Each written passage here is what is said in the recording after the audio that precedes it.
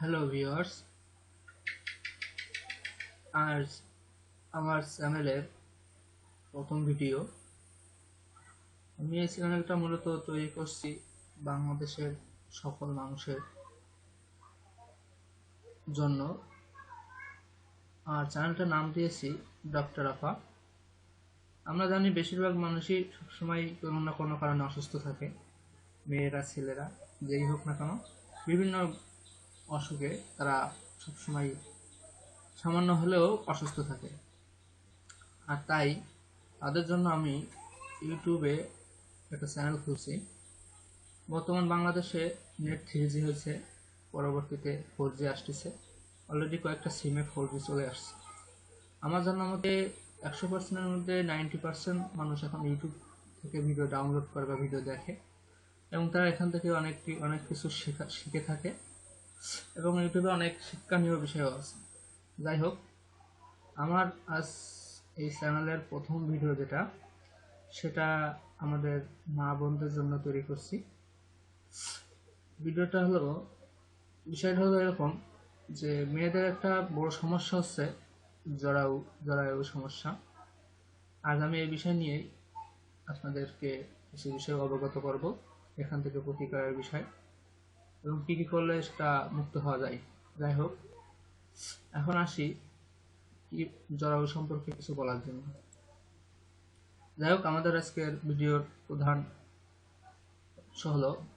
নাম হলো বাংলাদেশ জরায়ুর ক্যান্সার হচ্ছে বছরে 12,000 নারী।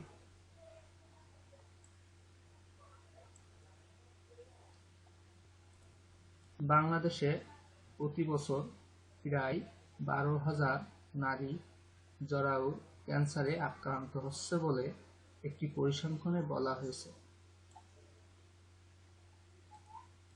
কিন্তু বিশেষজ্ঞরা বলছেন, বাল্যবিবাহ, কম বয়সে বা ঘন ঘন সন্তান হওয়া, ব্যক্তিগত অপরিচ্ছন্নতা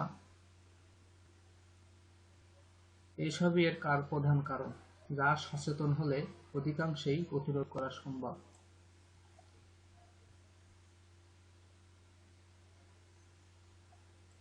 আক্রান্ত সংখ্যার দিক থেকে নারীদের মধ্যে স্তন ক্যান্সারের পরে এই জরায়ু ক্যান্সারের স্থান। একটি স্বাস্থ্যসেবী সংস্থা আজ থেকে জরায়ু ক্যান্সার নিয়ে একটা সচেতনতা কার্যক্রম শুরু করেছে।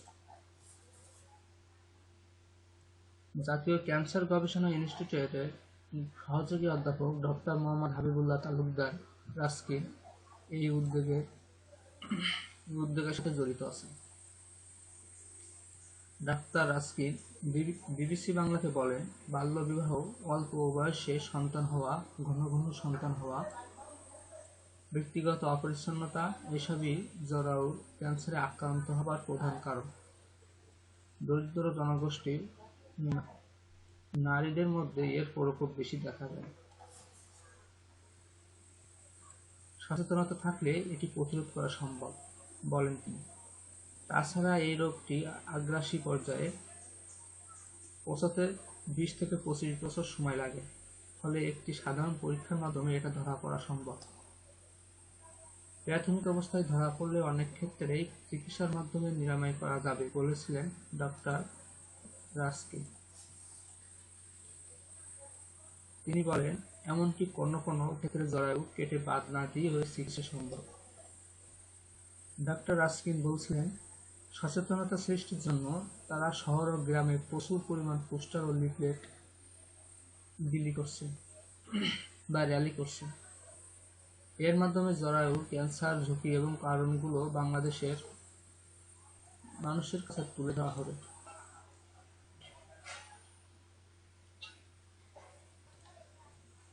যাই হোক, প্রিয় ভিউয়ার্স, আজকে প্রথম ভিডিও সেহেতু দেখছিলাম কেমন কি হয়। জানি অনেক ভুল হয়েছে, আস্তে আস্তে ঠিক হয়ে যাওয়ার চেষ্টা করা হবে। চ্যানেলে অনেক কাজ চলতেছে, আপাতত একটা ভিডিও আপলোড দিয়ে দেখা হচ্ছে কীরকম সুবিধা হয় বা কীরকম কী হয়। আমার বিশ্বাস আপনারা অবশ্যই আমার চ্যানেলে সাবস্ক্রাইব করবেন। চ্যানেলে সাবস্ক্রাইব করার জন্য এটা সাবস্ক্রাইব করবেন, তাহলে আমার ভিডিওগুলো আপনার প্রোফাইলে শো করবে। আমি চেষ্টা করব 5 থেকে 10টা বিভিন্ন বিষয় নিয়ে আলোচনা করার এবং বিভিন্ন ডাক্তারদের মতামত তুলে ধরার জন্য। যাই হোক, আজ এখানেই শেষ করছি আমার টিউটোরিয়াল। সবাই ভালো থাকবেন। ভালো হলে অবশ্যই লাইক, কমেন্ট, শেয়ার করবেন। আশা করি আপনাদের ভালো লাগবে। তারপর ভবিষ্যতে আরও ভালো করার চেষ্টা করব। সবাই ভালো থাকবেন। আসসালামু আলাইকুম।